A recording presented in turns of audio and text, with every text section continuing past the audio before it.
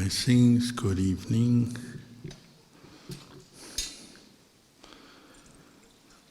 The hot weather is not relenting, so at least you've learned how to meditate through extreme heat. The important thing is to keep a cool heart, isn't it? As Luang Por has been teaching. He's saying you've got to keep your heart cool even if the weather and the externals are hot. So there's a few questions tonight. Do my best. Starting at the top. Luang Por, can you please explain non-self?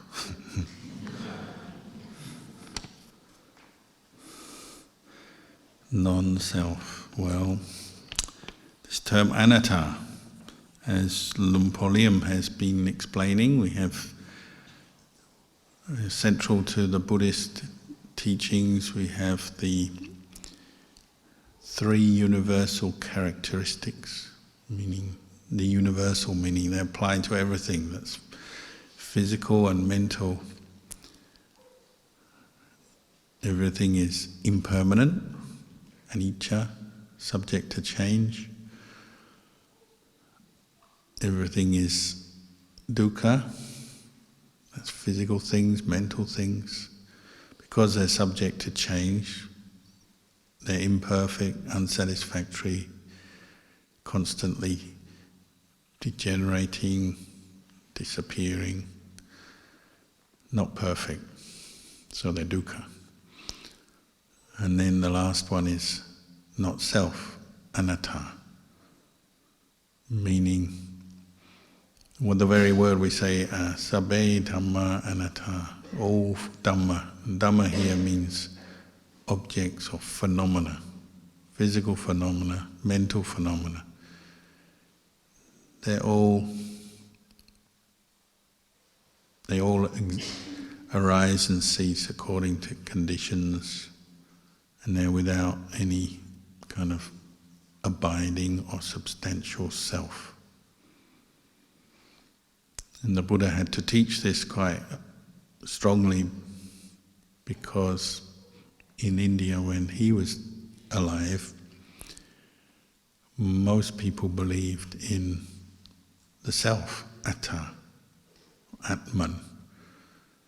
And there's a great belief that when you die or when you reach enlightenment, your mind goes to the great self, the great atman.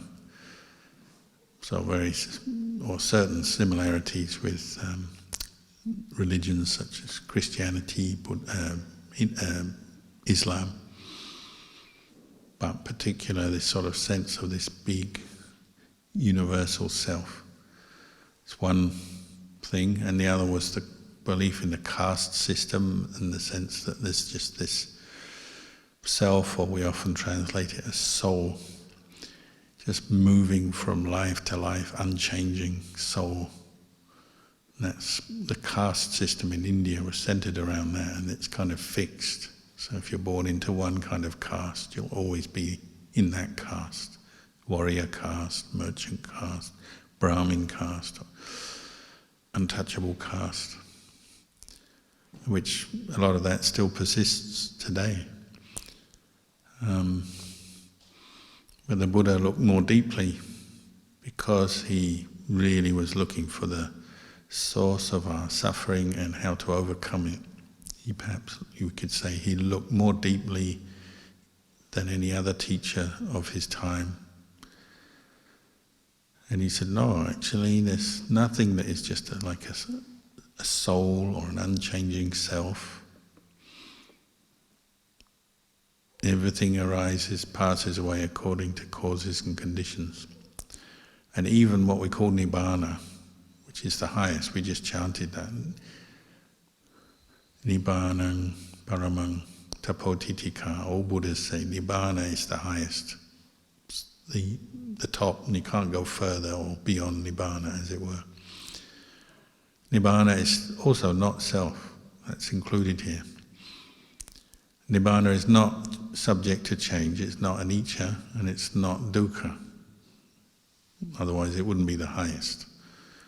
Nibbana is the highest happiness. It's not dukkha, but it is not self. In the sense that it's not a being, a person. But this teaching on not self is not only a sort of pointing to the highest, pointing to Nibbana, but it's also like a tool or a reflection you can use every day. And we should, as we meditate, but also in daily life. Because it helps you to see the way things are. Because when we are suffering, we always have a strong sense of self. I am suffering.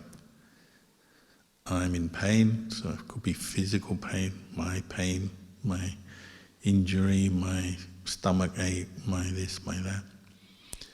Or mental pain, my stress, my worry, my anguish, all the different kinds of mental pain. The unenlightened mind, where we're not fully aware, fully insightful, always takes it as me, mine, myself, my suffering. So the sense of self, or being a person with suffering, becomes very strong.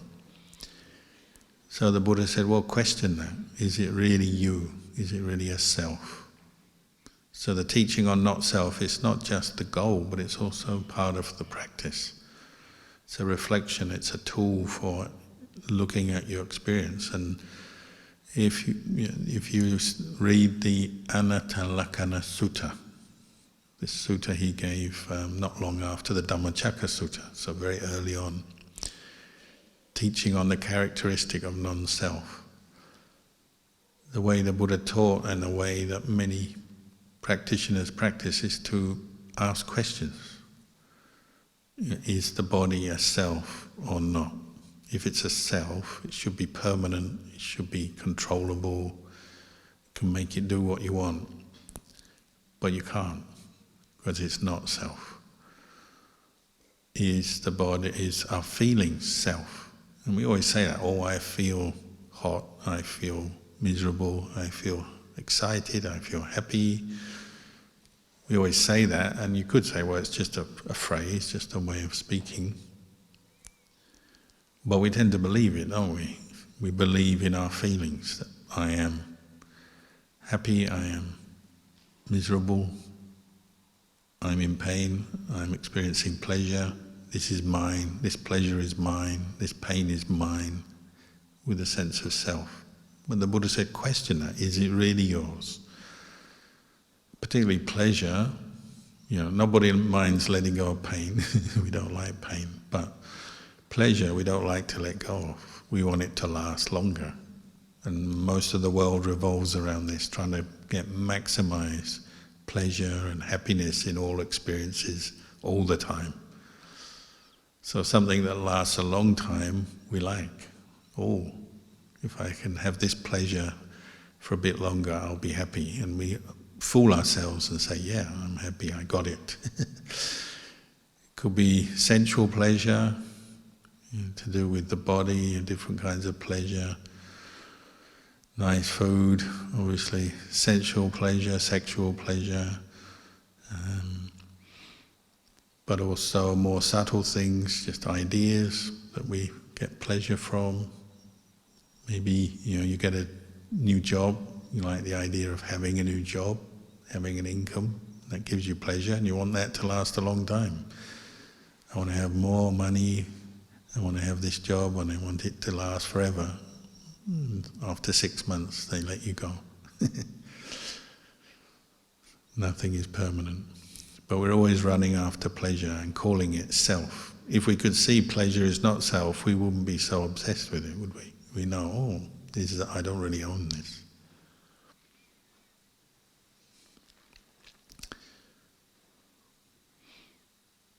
So not just feeling, but perceptions, memories. We identify with them as self. I am my memories. These memories belong to me. Good memories, bad memories. But memory is not self. It's another condition, arises, ceases, changes, So we lose our memory, or our memory gets distorted. Two people never remember the same details of an event, do they? Memory is very unreliable in the end. But at the time, we take it as self. I am my memories. We want other people to remember us in a certain way. You will remember me like this. But memory is impermanent and it's not self. But you have to question that. It's not something you just believe in. You have to look at that, and that's what you're doing partly in your meditation. You're questioning, is body self, or feeling self, memories, thoughts? Am I my thoughts? If I'm my thoughts, then I just want pleasant, interesting, exciting thoughts all day, please. Off you go. And your mind does it for about 1 second, and then it brings up all the unpleasant stuff that you don't want to know about. You keep having these unpleasant thoughts. I don't like this, too hot, too this, too that. If thoughts were self, you should just be able to command them to go away from me. Never want to think this thought again. If they were self, you should be able to do that. But you can't. It goes on, they go according to conditions. So if you're thinking a lot of negative thoughts and feeling miserable because of it, you're doing it to yourself. Nobody does it to you. You're grasping that thought as self. You give it importance, give it meaning, and that extends its life. If you want your stressful thoughts to disappear, ignore them. They'll start fading quite quickly. You're not giving them any energy, any importance, and then they'll just fade out. That's the problem. When you take things as self, then they gain an importance, and that's why we have this feeling, I am suffering, because you're giving importance to the painful thought, memory or feeling, and then this sense of self, giving importance to it. So that's why people don't like being in a monastery sometimes, because you're not given much self-importance in a monastery. Everyone has a bowl, if you're a monk, or even as a layperson, everyone dresses the same, eats the same food at the same time, do the same activities. There's not much expression of self, so a lot of people find that kind of boring, confronting, not very interesting maybe. Then they say things like, in a monastery, you can't speak when you want to speak, you can't express your opinions when you want to express your opinions. Really, what they're saying is, I can't promote my delusion of self very well in a monastery. It's not built for that.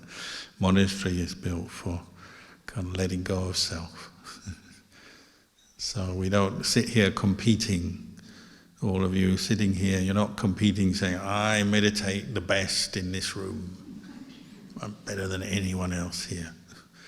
That's what the self does, isn't it? It competes, compares all the time. I'm the best meditator, the best chanter. But with that, you also get the worst. So, I'm the best, they're the worst. And that's where all the trouble in the world starts from. I'm stronger than you, better than you, smarter than you. So if we were all doing that, we could be sitting here meditating. I can sit the straightest, sense of self, isn't it? I can sit the straightest, the longest without moving. On and on it goes. And that's just meditation and everything else in the world. It's all expressions of self that doesn't exist. And then you get a lot of suffering, don't you? All this news everyone keeps getting upset about, wars and politics. If we're honest, it's just different expressions of self, and people cling on to it really tightly and then fight, argue, or even kill each other. If there was no self, there's no war, there's no argument, there's no problem. That's why you don't get Buddhist wars. We're going to fight for Nibbana. It doesn't make any sense, does it? You can fight for Nibbana, but what you're fighting with is your defilements. your wrong view, your attachment to self. Yeah, you can fight with that. But you don't need to go and fight with other people. I can let go better than you. It'd be ridiculous, wouldn't it? You have, on all these TV programs, you have Master Chef, you have competing for music and all these competitions, survival, all this. Then you can have one on letting go. I can let go better than you. Give away everything, let go of all my thoughts, let go of all my feelings. It doesn't make any sense when you're doing it from a place of self, but when you're doing it with mindfulness, wisdom, like the Buddha, then you naturally are letting go, of course, but you don't need to compete or compare with anyone else. So what did the Buddha say? He said, Nibbana can absorb any number of people. It's not a limited thing. It's not like, the business class lounge in an airport that only the members can go into and no one else can join. Nibbana is open to everyone and no limit. So we could all reach Nibbana today if we tried hard enough. Maybe we don't, but there's no limit. It's like the ocean. We chanted that the other night. It's like the ocean. It can absorb any number of beings who practice in the right way, cultivate the Noble Eightfold Path, and particularly this insight into not self is what directly leads to Nibbana. What are the last things a person gives up before they enter Nibbana or reach Nibbana? Conceit, which is the subtlest kind of self, ignorance, avijja, wrong understanding,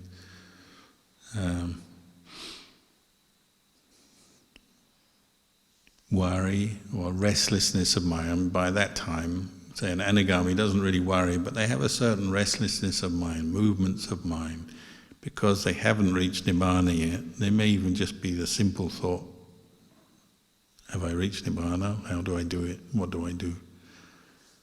Because they haven't reached it. Very subtle movements of mind. We call it restlessness. It's not like the kind of restlessness we all have, where you just sort of, oh, what should I do now? Oh, what about this? Worry about tomorrow, worry about what happened yesterday. It's not that. It's a very subtle movement of mind based on the fact there are still, we say, sankharas, mental states arising that haven't stopped yet. Kind of, the wheel hasn't stopped. They haven't reached Nibbana. The stillness is not perfect. So there's little movements we call restlessness. So these are very subtle things, but still represent a sense of self. But the Arahant doesn't have that at all. No sense of self, no difference between me and you for an Arahant. No attachment to their body, no fear of death, no worries about illness, no worries about World War III.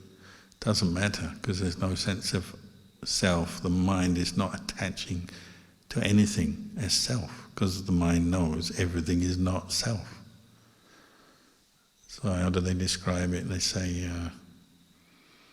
like the sun coming down on the ground, but there's nothing in the way, so there's no shadow. If there's nothing sticking up, the sun can't produce a shadow. It's just light keeps going. Arahant's mind is like that. There's no shadow, because there's nothing sticking up. There's no attachment. We're always producing shadows and therefore suffering because we keep sticking to things, attaching to things. Body, thoughts, feelings, even in the most subtle way, even samadhi, the bliss of samadhi we can attach to as self. So some people do that. They become very peaceful, have a really good meditation, but because their wisdom is not perfected, they think, this is me, myself. They still have an attachment to self around the bliss, the happiness of their samadhi. And it's not to say samadhi is wrong in any way, it's just there's a subtle attachment there that they haven't seen maybe. So not self is not only the result of the practice, it is the practice. on every level. You practice dana, what are you doing? You're giving away a bit of yourself. You give away food, like many people came today, offered food for everyone's benefit. All those people who made that food, bought the food, made it, brought it, give it away. That's not self in action, isn't it? Dana is not self, if you're practicing it with understanding.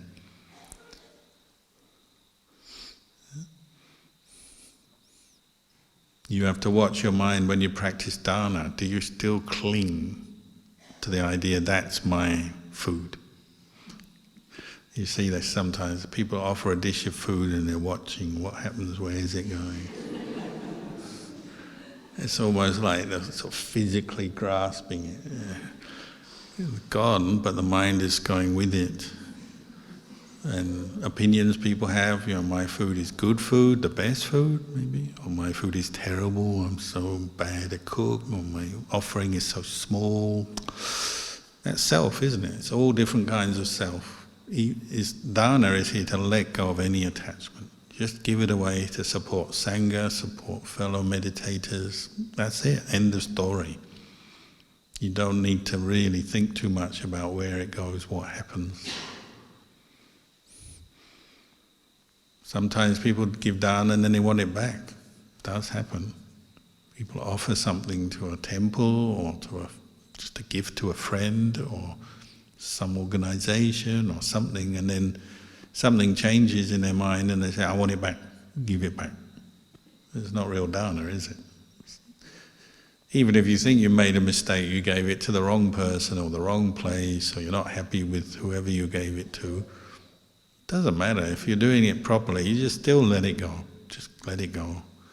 And you may learn a lesson, not offer there next time if you're not happy, but you don't have to go and grab it back.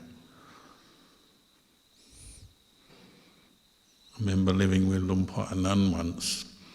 There was a monk came to stay and live there, and he brought with him some relics of an arahant. Very nice. And he offered them to Luang Por Liem. These are relics of an arahant. Oh, as monks we love to receive relics of an arahant. Luang Por Liem put them on the shrine in a nice glass receptacle. And they were there for a long time, a year or two. And then that monk, he had a bit of a strong temper. He lost his temper one day. He said, that's it, I'm leaving. And he strode up to the altar and he grabbed his relics. Everyone was sitting there going, I thought you offered the relics, they're not yours anymore. They're mine. And strode off, made a big statement. Drama. You get that in lay life, I'm sure. I don't live as a layperson, but I'm sure you'll have that kind of thing. You give something to someone, but when you're angry, you go and take it back, don't you? Isn't that divorce?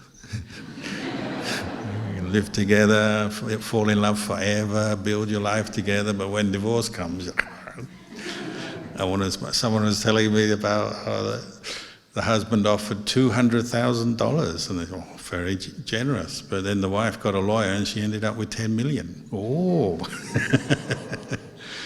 When divorce comes, there's no longer giving, is it? It's self, isn't it? I want it back, I want more. So whether you're a monk or a lay person, if you're giving, just give. Just let it go, finish. That's why we start with dana. Sila, the same. Sila's giving, particularly it's giving peace, isn't it? Safety, peace, happiness. Somebody bothers you, like, today, some little bugs bite you or come on you, land on you, want to suck your blood or just bothering you. You give them safety, you say, I'm not going to kill you. They're still annoying. There's nothing wrong with being annoyed with a bug, but you don't kill it if you keep the precept.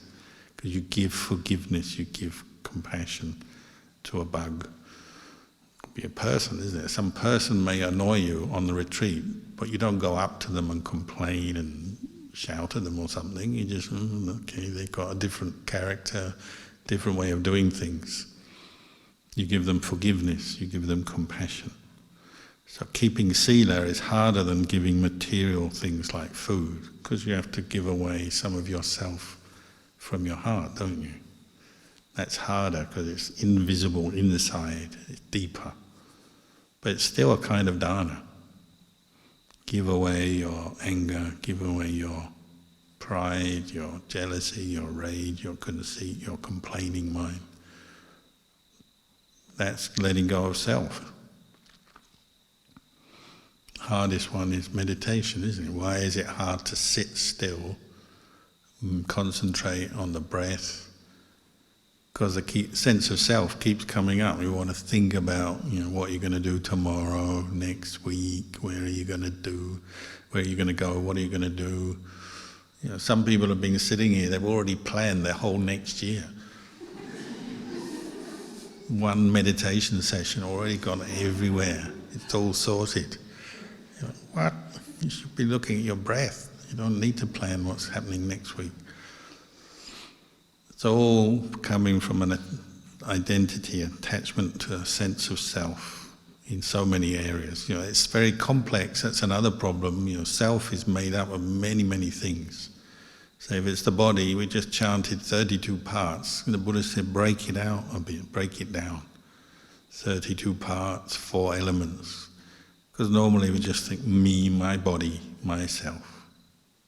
But the easier one, you cut your hair, you put it down there, it's no longer self, is it? It's something else.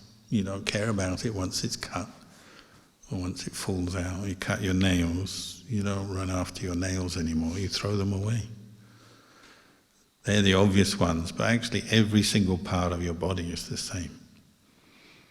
Some people get, what do they call it? Hip replacement when you get old. Hip replacement.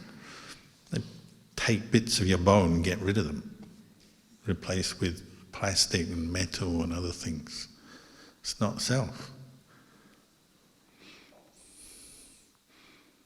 That's just the body, and then feelings, pleasant, unpleasant, neutral, memories, thoughts, emotions, so many there. But you start breaking this human being into its different component parts, and the sense of self starts to disperse to the point where the arahant just sees emptiness. It doesn't mean the arahant who has this insight into not self has no feelings, no body, no feelings, no thoughts. They do, but the mind doesn't grasp them as self. There's an emptiness there all the time. That's why they're peaceful. That's why they're happy. Ajahn Chah said it's like oil and water in a bottle. You put oil and water in a bottle, they're both in the same bottle, but they don't mix. One goes to the top and one goes to the bottom. So the mind of the arahant is like that. They're still in the world, still have a body while they're alive, still in the world, see things, hear things, think things, feel things. But there's a separation between the mind that has insight into not self and whatever it is that the mind is contacting. So the body, sights, thoughts, whatever. So it's like oil and water. They're both together, but they're separate. The reason we suffer is because there's no separation. So everything is me, mine. So we attach to our happiness, our pleasure, and then when that's gone, we're upset. We attach to our pain, of course we don't like that, so we're upset, suffering. But it's the attachment that is the important thing. When you're attaching, you're grasping, you're saying, this is me, mine, myself. And that's coming from wrong view, so you suffer. So whether it's dana, sila, or bhavana, just practice letting go of self on every level until there's no self left.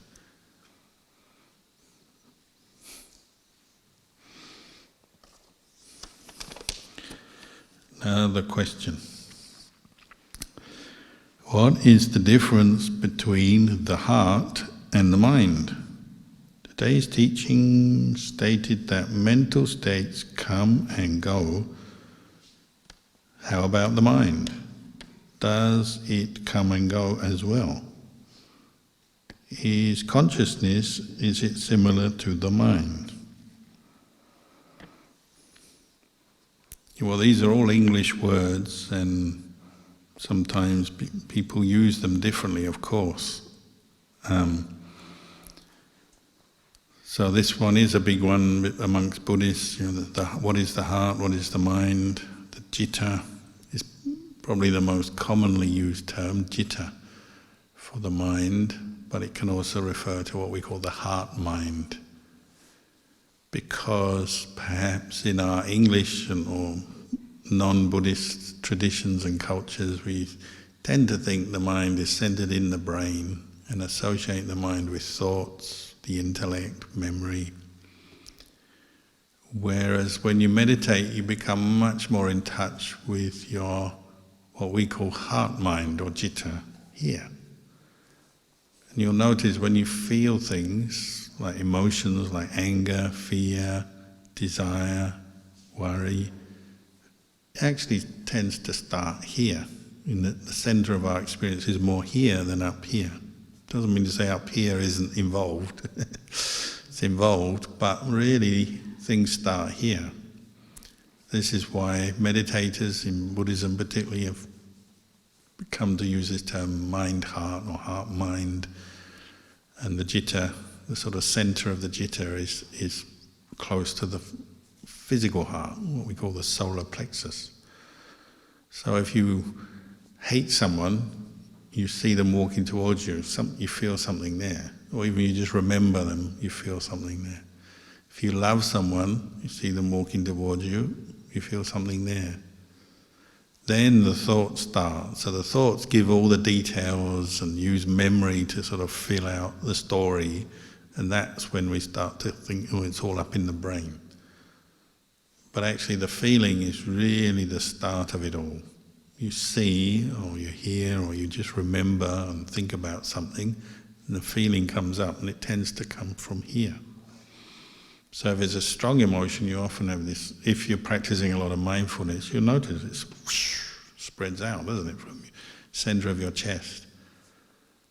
Anger, love, fear, worry, spreads out from here.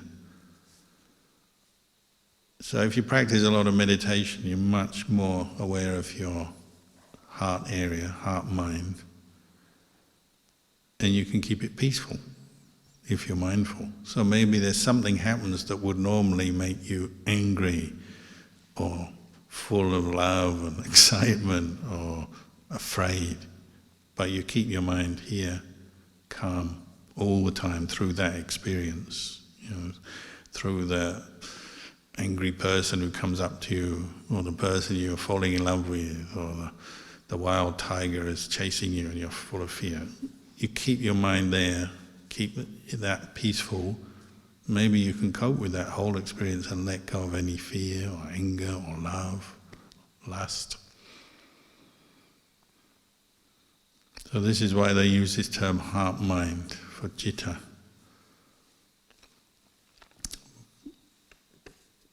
But of course the mind, and we also use the word consciousness, vijnana, often they say citta vijnana, mind consciousness.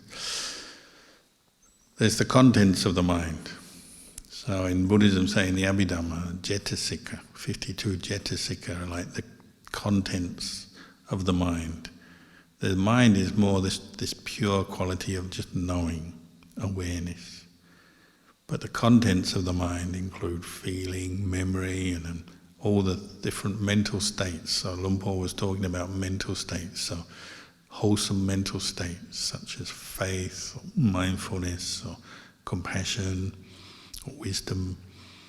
Unwholesome mental states, greed, rooted in greed, anger, envy, jealousy, and so on. So mental states which arise kind of within the mind, can be wholesome, can be unwholesome. The mind is more like a kind of vessel, and all this stuff fills it up all the time. Gives it all these thoughts and memories and stories and what we call mental proliferation. But if you practice a lot of mindfulness, you become much more aware of just the mind. And sometimes the mind can be empty, can't it? You can become more aware of that. the more pure, empty nature of the mind becomes more prominent if you focus on it a lot. Normally we're caught up in all the details, the stories, the thoughts, the moods. I like this, don't like this, want that, don't want this, got to do this, shouldn't do that.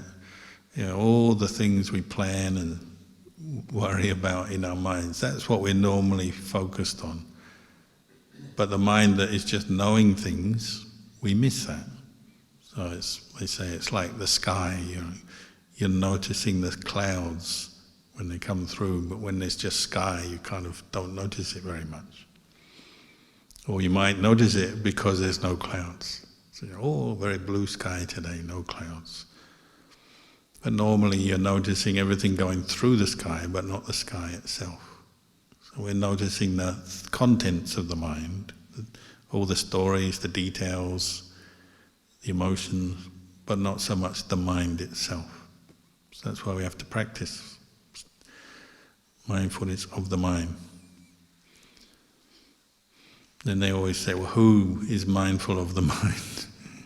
We just train in mindfulness to look back at the mind, and the mind knows itself. You're training and practicing in that. You've got no other choice.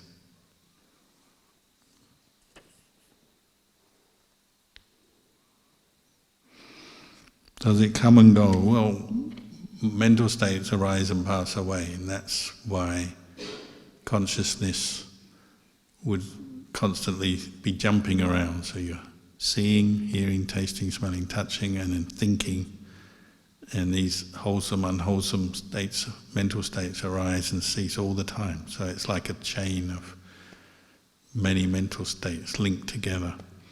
But maybe there's something behind all that, the mind itself. Is it arising, passing away? Well, if the arahant is no longer subject to birth and death, nibbana, maybe there is something there that's not arising and ceasing all the time.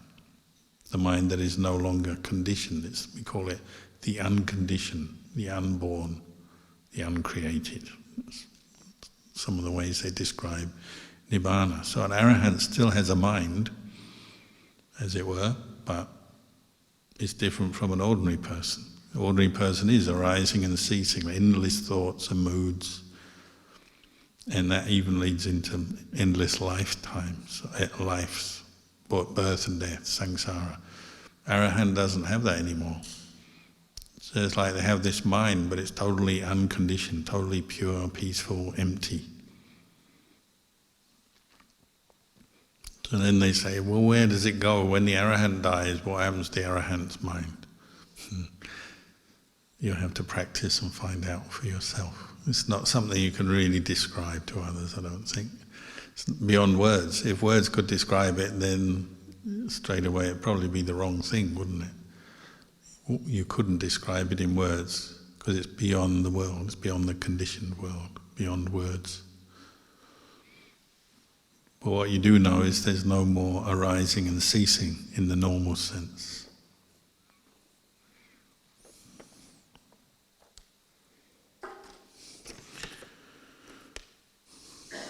How does one investigate a meditation experience without turning it into a thought?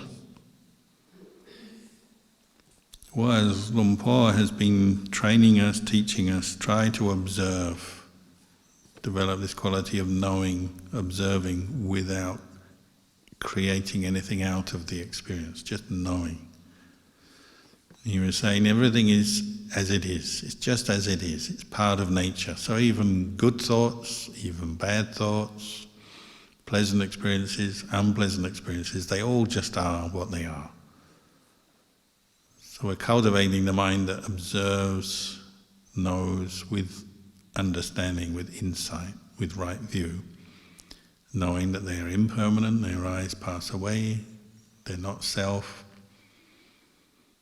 So there's nothing added on. So even a thought of anger can arise, and if you establish mindfulness or have mindfulness, the angry thought arises and you'll see it cease. You won't add anything on because you know it's suffering. If there's no mindfulness or not much mindfulness, anger arises and we get lost in it as an emotion, as a state of mind. We get lost and think about it. Why am I angry? What am I going to do about it? What next? It becomes something, becomes a problem maybe. With mindfulness, just knowing the anger arises and then ceases, because there's nothing adding on, nothing promoting it or indulging it. We're aiming for that in our meditation. Keep developing the mindfulness, you have much more equanimity. Right? What is equanimity? It means things arise, but you don't grasp them, you just observe and know them. They arise and they cease, and the mind itself, the mind that knows, is unchanged, unaffected.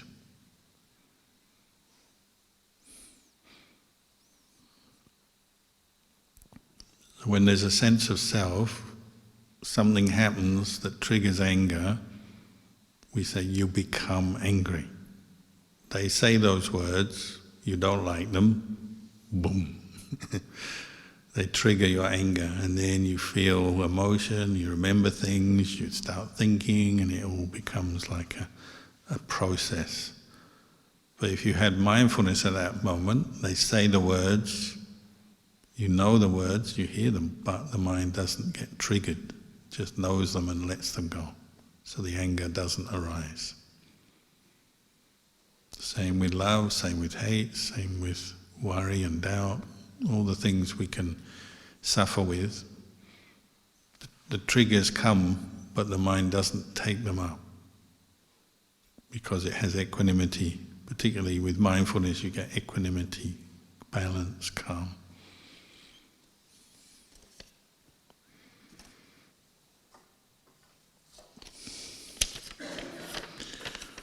Oh, that's our Thai. There's a Thai one, I'll leave it for the last. There's one more English one here. During today's Dhamma talk and lunchtime Q&A, Cittanupassana was discussed. I would like to check whether I understand correctly. When a thought arises, we should not judge the thought, but only see the three lakkhana, characteristics. We get thoughts when we do breathing meditation. To these, a special way to start Cittanupassana.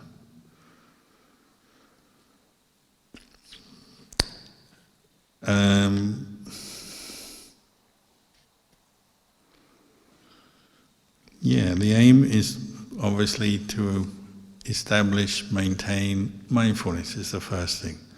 Any aspect of the foundations of mindfulness directed to body, mindfulness directed to feelings, mindfulness directed to the mind itself, or mindfulness directed to Dhamma, which is everything.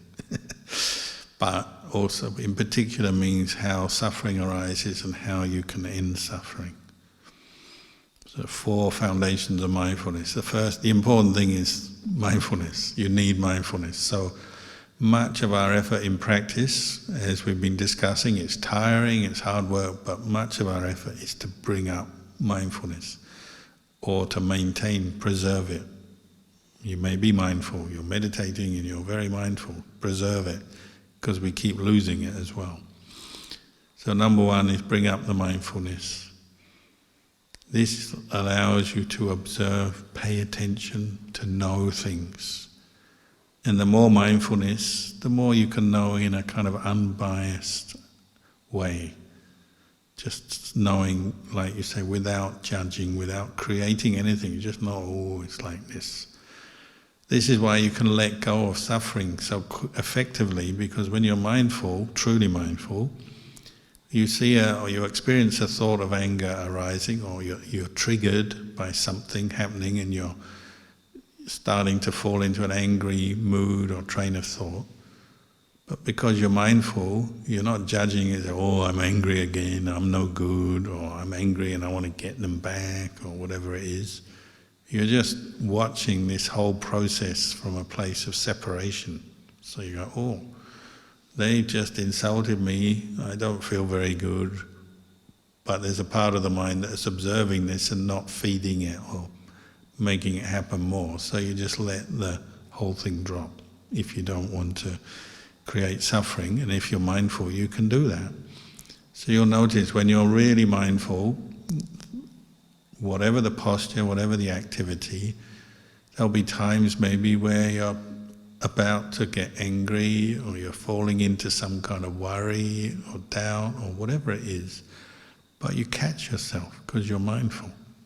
You say, oh, don't think like that, or don't go that way, or don't hold on to this, let it be.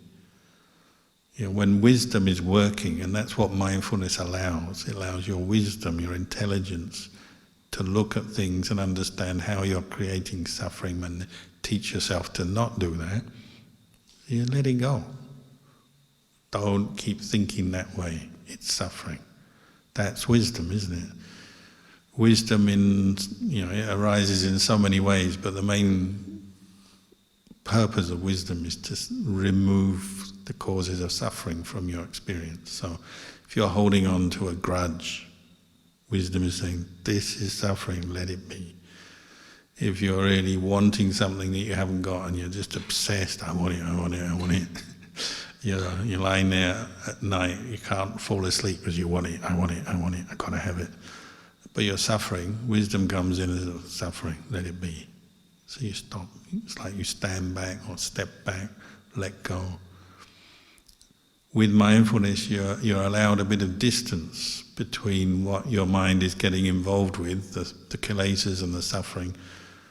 But then there's the mind of mindfulness and wisdom that's seeing what's going on. So there's a sense of kind of separation and watching, and then saying, perhaps saying, stop doing that, stop thinking that way, or seeing the harm, seeing the suffering. Or sometimes you introduce a way of thinking or a way of looking at something to help you do that. So like we just contemplated the 32 parts of the body. Sometimes, say you're lying there or sitting there and you're full of lust for somebody or some imaginary person or a memory, whatever. Just bring up the 32 parts: hair of the head, hair of the body, nails, teeth, skin, flesh, sinews, bones, bone marrow, organs, heart, liver, kidneys, blood, urine, excrement, bowels. By the time you've done that, it's like, end, gone. If you're doing it sincerely. That's one example. Or it could be anger. You're lying there, I hate them. They're always doing it. They're so annoying. Oh, I'm so angry. But then you bring up some mindfulness. Oh, I'm sitting here or lying here or standing here, whatever posture you're in, suffering with these negative thoughts. I'm so upset. But you have enough mindfulness to kind of see what's going on. Just let it go. Maybe you have some metta for yourself in that situation. So give it a rest. Just let it go. You're suffering. There's no point thinking like this. Or maybe you think of that person, you think, just allow them to be who they are. They can go on their way. I'm not going to get involved with them. You have enough compassion or metta in that moment just to let go of your anger, because you see it as suffering. That's the important thing. Wisdom, panya, sees suffering, sees the cause of suffering, sees the way out of suffering. It's the Four Noble Truths as a kind of package.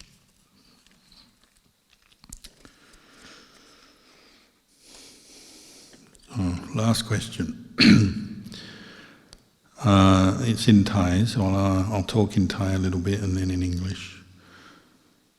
การทำ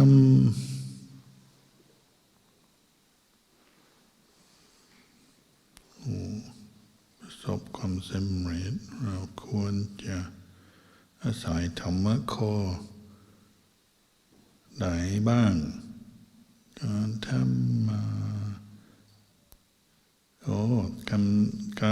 ำมาหาเลี้ยงชีพให้ประสบความสำเร็จเราควรจะอาศัยธรรมะข้อใดบ้างค่ะเราควรจะอาศัยมรรคมีองค์8ประการสัมมาอาชีพเราจะเลี้ยงชีพ ไม่ต้องเป็นโจรขโมย ไม่ต้องเป็นผู้ฆ่าสัตว์ไม่ต้องเป็นผู้ขายเหล้าให้เป็นสัมมาอาชีพก่อนแล้วก็ทำด้วยความขยันสัมมาวายามะความขยันศัตรูของการทำมาหากินหาเลี้ยงชีพคือความขี้เกียจก็เลยก็ต้องสร้างความขยันความอดทนต่อปัญหาต่อความเหน็ดเหนื่อยแล้วก็ต้องอาศัยความรู้เราก็ต้องมีความรู้ถ้าเป็นภาษาฝรั่งก็เรียก skill เราก็ต้องมี skill เราเรียนก่อนไปเรียนแล้วก็เข้าไปทำงานแล้วก็ช่วงทำงานแล้วก็ฝึกงานด้วยให้ฉลาดขึ้นให้มีสกิลให้มีความรู้ต้องเอาใจใส่ก็ต้องมีสติต้องมีปัญญาด้วยทั้งหมดอันนี้อยู่ในอริยมรรคในมรรคมีองค์8ประการก็เลยไม่ต่างกับพุทธศาสนาสอนไม่ต่างกับความสำเร็จทางโลกนะไม่ได้สอนให้เราจนสอนให้เราลำบากพระเจ้าสอนให้เรารวยเพราะเราต้องขยันใช้สติปัญญาทำงานที่เราทำให้สำเร็จทำให้มันดีแต่ว่าท่านหวังให้เราทำความสำเร็จขึ้นมาโดยไม่มีโทษท่านไม่อยากให้คนอื่นมาเบียดเบียนเราหรือไม่อยากให้เราเบียดเบียนตัวเองหรือทำสิ่งที่มีโทษกลับมาหาตัวเองเช่นเราไปหลอกเขาไปโกหกเขาไปทำลายเขาเบียดเบียนเขาก็เป็นกรรมมันจะกลับมามันจะทำให้เราล้มเหลวล้มละลายไม่สบายใจไม่สบายกายก็เลยทำด้วยศีลด้วยสติด้วยปัญญาด้วยความภาคเพียรพยายามเอาแต่สิ่งที่ดีๆที่พระพุทธเจ้าสอนก็จะเกิดความสำเร็จแน่ระวังความโลภเพราะความโลภอยากให้สำเร็จเร็วอยากให้รวยเร็วอยากให้วันนี้เลยก็เลยชอบไปหลอกเขาโกหกเขาขวาของเขาไปเอาของเขารับมาเป็นของเราโดยไม่ได้ทำถูกต้องไม่ถูกต้องด่าเขาว่าเขาผิดก็ระวังอย่าไปโลภมากค่อยๆเป็นค่อยๆไปถ้าอยู่ในศีลพุทธเจ้าบอกผลของศีลอันหนึ่งก็คือจะรักษาทรัพย์สมบัติที่เราหาได้พวกเราหาได้ในทางที่ชอบที่ถูกต้องไม่ผิดและจะฉลาดด้วยฉลาดในการใช้เงินเป็นไม่ไปเล่นพนันไม่ไปก่อหนี้สินมากเกินไปอย่าไปทำอะไรฟุ่มเฟือยหลายสิ่งหลายอย่างจะค่อยๆดีขึ้นในชีวิตถ้าเราเอาหลักพุทธศาสนาประกอบอาชีพและจะไม่ขัดกับการปฏิบัติธรรมด้วยใจดีดูซิคนที่สำเร็จในงานมักจะมีส่วนหนึ่งของใจก็คือใจดีไม่ใช่ว่าจะโลภตะกละจะเอาของเป็นของเราอย่างเดียวก็รู้จักช่วยเหลือคนอื่นแบ่งให้พวกแบ่งให้ลูกน้องแบ่งให้คนอื่นบ้างช่วยเหลือคนอื่นบ้างมีความสุขด้วยคนอื่นรักเราเขาจะมาช่วยเราเวลาเราทำกิจกรรมด้วยค่อยๆอดทนไปแล้วก็ค่อยๆทำแล้วก็ใจดีด้วยเอาทั้งหมดที่เราเรียนในการปฏิบัติธรรมมันจะช่วยให้เราสำเร็จนะไม่ขัดกันไม่ต่างกัน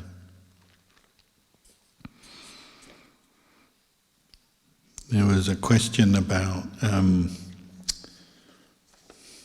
what qualities do we need from the Dhamma that can help us to be successful in our work, our career.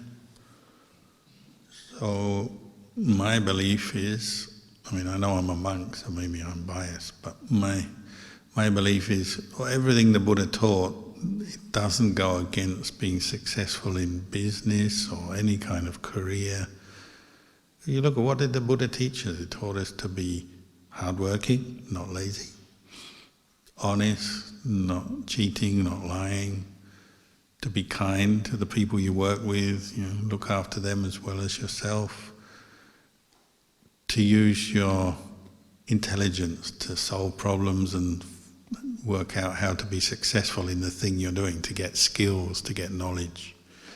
everything you need to be successful, whatever your job, or even if you don't have a job, you're just at home, whatever you need, Buddhism will give it to you, teach you it, and encourage it. So it's nothing the Buddha taught that goes against being successful in your life.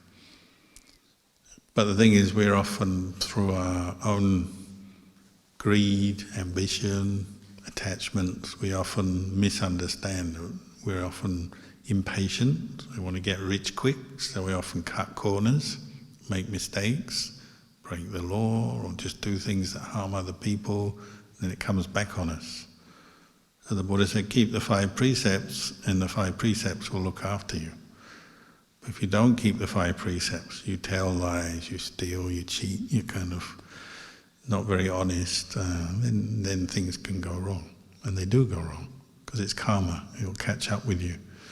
If you hurt other people, kill animals and things, it'll catch up with you. If you're dishonest, it'll catch up with you. If you're lazy, catch up with you. When you're young, you don't understand this, from my observation. When you're young, you've got a fit, healthy body generally, and that makes you careless. So you think, oh, I can do anything I want, I've got time, I'll study later, I'll just do things that I want to do. And often young people don't realize that it will catch up with them, and so when they reach middle age, often they're kind of, oh, I should have studied more, I should have done this, I should have put more effort into that. It catches up with them, and maybe it's too late. So don't let it become too late.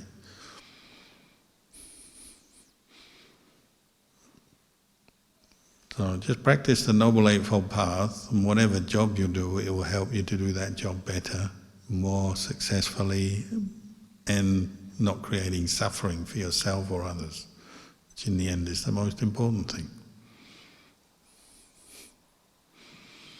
So, there are the questions for today. We'll leave it there, time is getting on, and we can be back here tomorrow morning, 5:30 is morning chanting. Oh, is it online? Oh yeah, okay.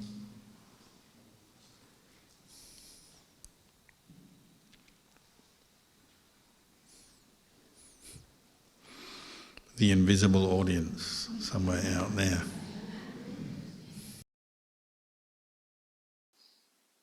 Greetings from Adelaide. I have recently listened to many teachings to better understand the First Noble Truth. The teachings seem to vary between everything is suffering to there is suffering. I used to try to see phenomena as impermanent and not self, but I now also see them as unsatisfactory too. This view has made me sad at times, but it's also helping with detachment and increasing peace. Should I continue with this attitude towards conditions?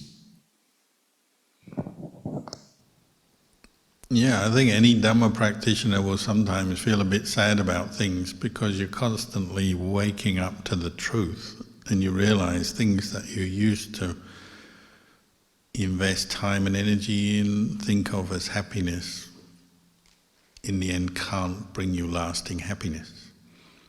So there's some sadness in that. I mean, life itself, we're not here forever. And when you contemplate impermanence, you realize, oh, I've got to get old, I'm going to die one day. Everyone I love and like will die one day. Of course, there's some sadness in that. But the Buddha didn't say just stop there. He said, kind of wake up to the truth, because it will wake you up. Then it will give you an urgency to practice. And of course, there is one thing that is not suffering, and that's Nibbana. That's the whole point of it. There is the end of suffering, but we have to practice for that and develop the causes for that. So, yeah, sometimes Buddhists become too obsessed that everything is suffering, life is suffering, and they make themselves miserable. We should also develop joy on the path. You look at what the Buddha taught, there's a lot of talk about doing things that are joyful, bring us happiness. Helping people, practicing kindness, generosity, makes us happy.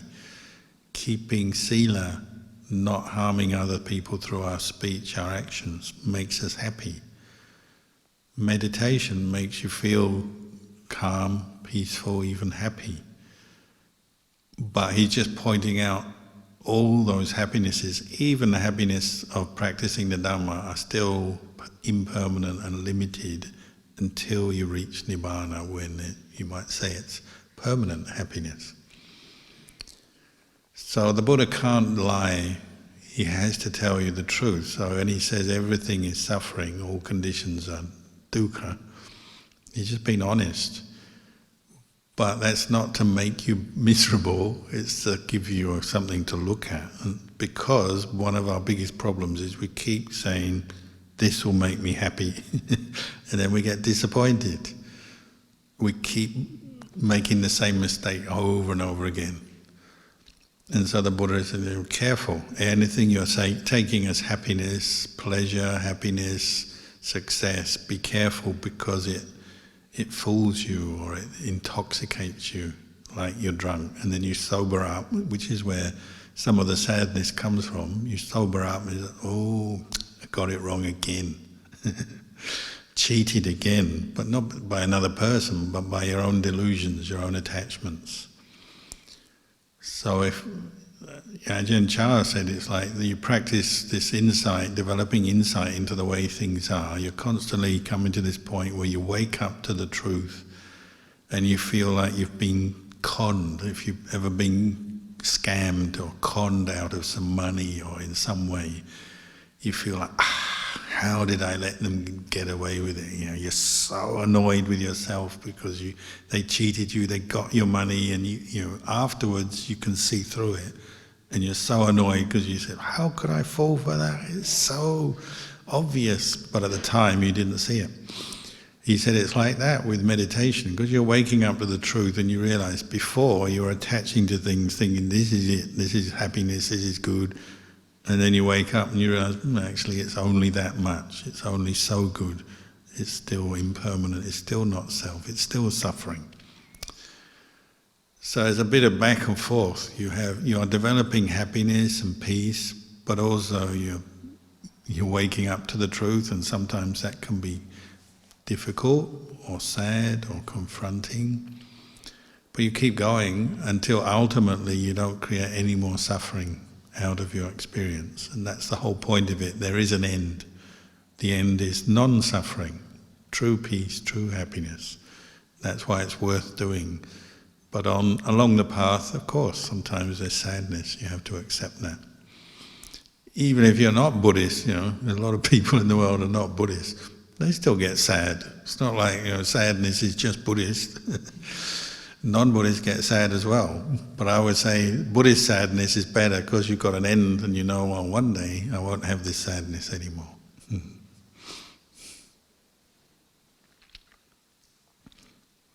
So that's the end of the questions for tonight. We'll finish the session now.